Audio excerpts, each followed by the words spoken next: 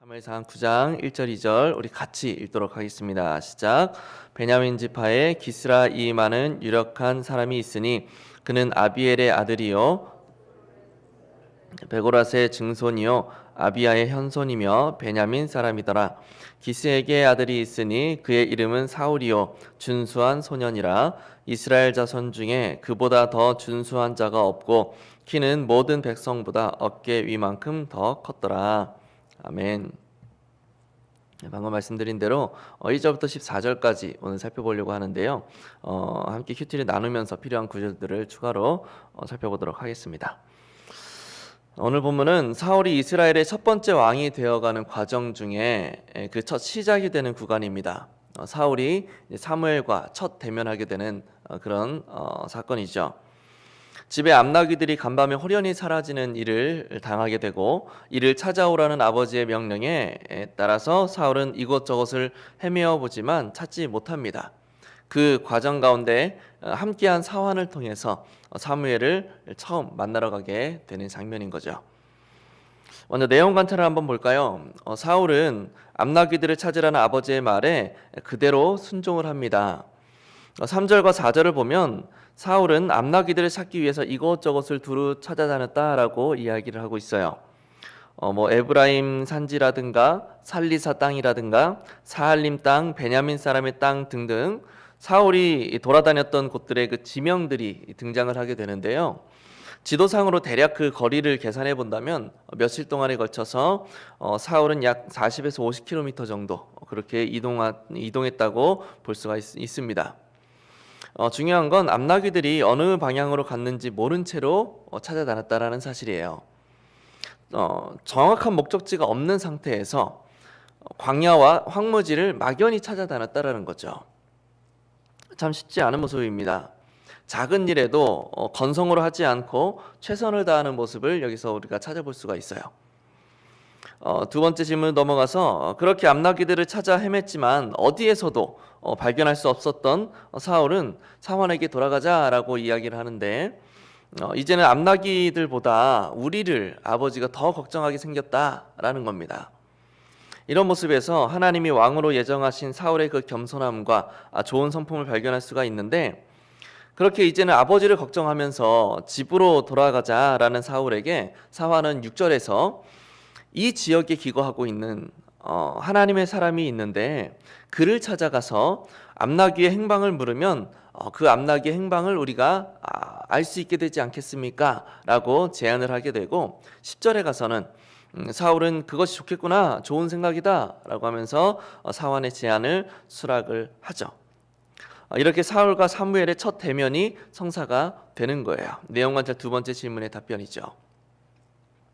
그렇다면 우리가 이제 생각해 봐야 할 것은 연구와 묵상의 그 질문에서처럼 저자가 왜 사울이 아버지의 명령에 이렇게 열심히 순종을 하는 모습을 강조하고 있는 것인가? 라는 문제입니다.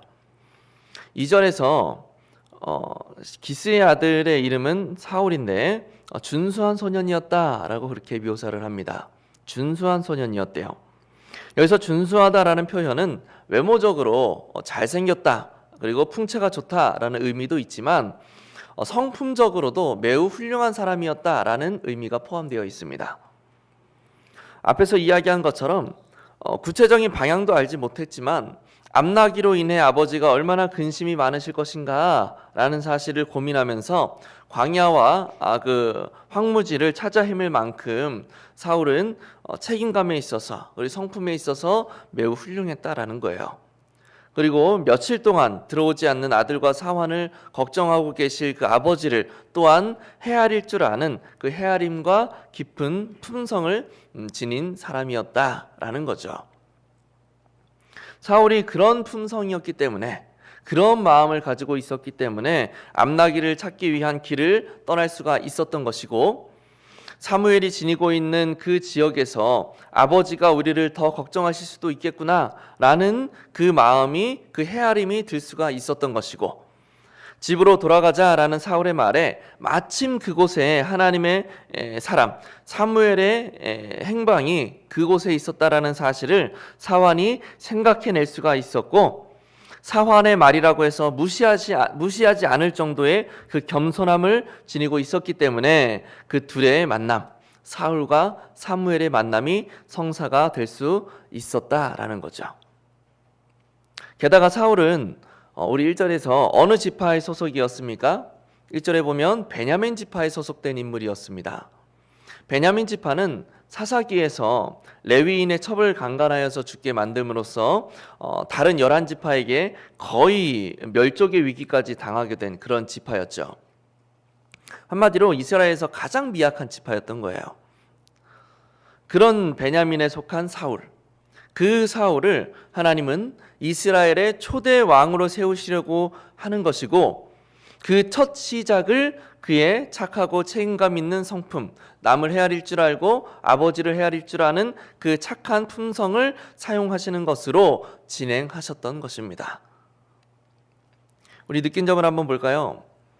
이런 사울의 모습을 보면서 우리가 무엇을 느낄 수 있을까요? 이때 당시에 사울이 사무엘을 만나러 올라가면서 나중에 내가 왕이 되겠구나 라는 그런 상상이나 할 수 있었겠습니까? 이스라엘의 왕이 세워질 것이다 라는 사실조차도 아마 사울은 예측하지 못했을 겁니다. 그러면 사울은 10절부터 이어지는 하나님의 사람, 곧 선견자 사무엘을 만나러 가는 그 길목에서 어떤 생각과 어떤 마음을 가지고 올라갔을까요? 만약 제가 사울의 입장이었다고 생각한다면 많이 기대됐을 것 같아요. 뭔가 나에게 좋은 예언이 내려올 거야. 아니 내지는 내가 높아지게 될 거야. 나에게 많은 재산을 주신다고 하지는 않을까? 이런 류의 그런 기대감이 아니라, 이곳에서는 하나님의 사람이라고 한다면 아버지의 근심을 덜어드릴 수 있도록 암나귀의 행방을 알 수 있게 해줄 거야 라는 그 기대감이 있었을 거란 말이죠. 왜냐하면 사울의 마음에는 지금 한시라도 빨리 아버지의 그 근심을 덜어드리고 싶은 마음이 가득한데, 며칠 동안 아무런 소득도 해결책도 찾지를 못했기 때문인 겁니다. 지금 사울의 마음에는 아버지 생각만 가득한 거예요. 아버지의 근심을 덜어드릴 수 있는 방법과 해결책이 제시되기를 바라는 마음, 그의 그 책임감과 성품이 또 그대로 드러나는 거죠. 그런 마음으로 사무엘을 만나러 올라갔을 것 같습니다.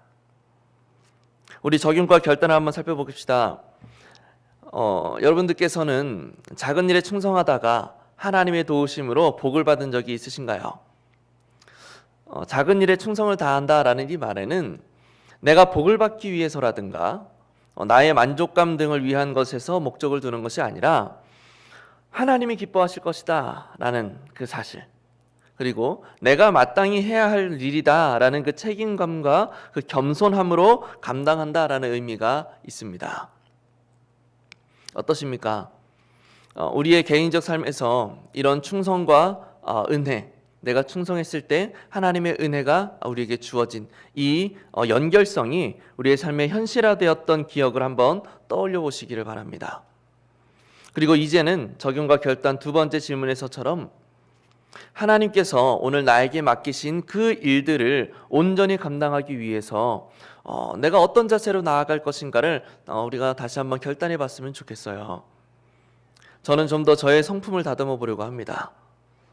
교회에서도 가정에서도 제가 감당해야 될 그 일들을 조금 더 성실하고 조금 더 책임감 있게 감당해 보자라는 기도 제목을 한번 세워봤습니다. 여러분들께서도 한번 하나님의 섭리가, 하나님의 도우심과 그 역사가 여러분들의 삶에 이루어지기 위한 자그마한 도구들을 다시 한번 확립하고 세우는 그런 시간이 되시기를 바랍니다. 우리의 작은 충성과 우리의 작은 그 성품까지도 하나님의 섭리가 이루어지고 복을 얻게 되는 하나님의 은혜의 도구가 될 수 있다라는 사실을 우리가 기억하면서 구체적인 그 결단들을 세우시고 그 결단을 따라 주님의 일들을 잘 감당해 갈 수 있는 우리 모두가 될 수 있기를 예수님의 이름으로 간절히 축복합니다.